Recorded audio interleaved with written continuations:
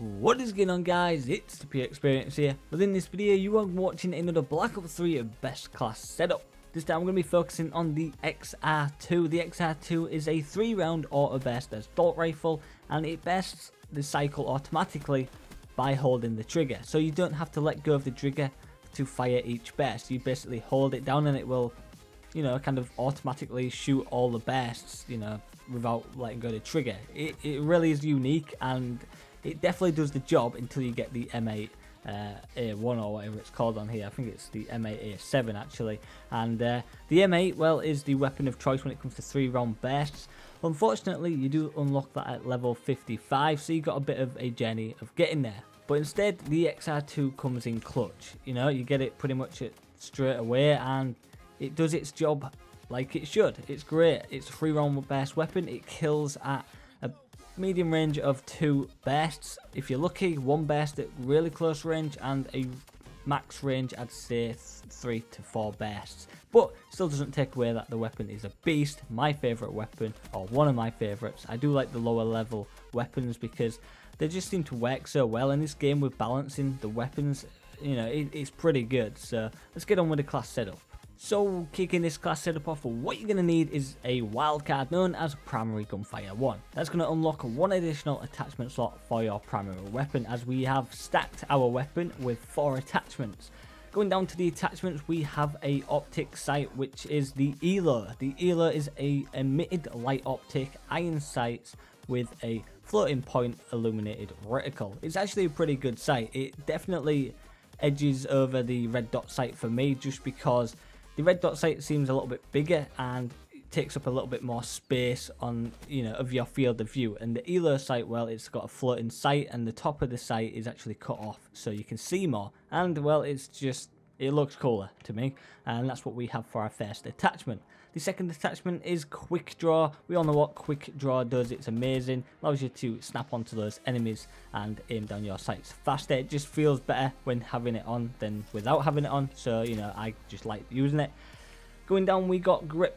Grip, we all know what Grip does. It's pretty much a clutch perk since ever. And, well, it reduces recoil while aiming down your sights. It's not really needed on a 3-round burst in my opinion, but I do prefer it because I have come into situations with the XR2 which long distance says it tends to recoil a little bit more than it probably should. Moving on to our last attachment, we have Stock. Stock really doesn't do too much on this game, but it does do something. It actually allows you to move faster while aiming down your sights, like it should, yes, but it doesn't do it as good as it used to do in previous titles, but it still allows you to edge around corners slightly faster while aiming down your sights. Allows you to strafe, and I strafe when it comes to assault rifles because with the XR2 I play at a slower pace. I like to hold down an area more than run around like a psycho, so that's what I plan on doing. Going down, we have no secondaries because, like I said in the previous video, I don't use secondaries. I'm just not a secondary person. Going down, we have a lethal grenade because I think I had 1 point left, so I just stuck a lethal grenade on, and actually they are pretty good. They work. In a lot of time I do just chuck it randomly and maybe get a kill, but if you use it properly you probably get more kills than what I normally get.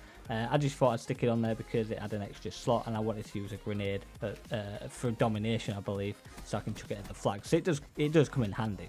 We have no tacticals because we didn't have no more points.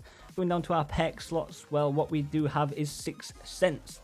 With me kind of essentially camping with this weapon, I like to know if people are close by me. If I'm sat in a building, 6th Sense actually displays a minimap indicator with the direction of nearby enemies. It can be a bit of a clusterfuck, I'm not going to lie, but when you're in a building you definitely know when an enemy is nearby, which is great. It helps a lot, and that's why I chose it for this weapon. I mainly choose it for the weapons where I am a little bit more campy, because rushing around can really cause it to give you a bit of a headache.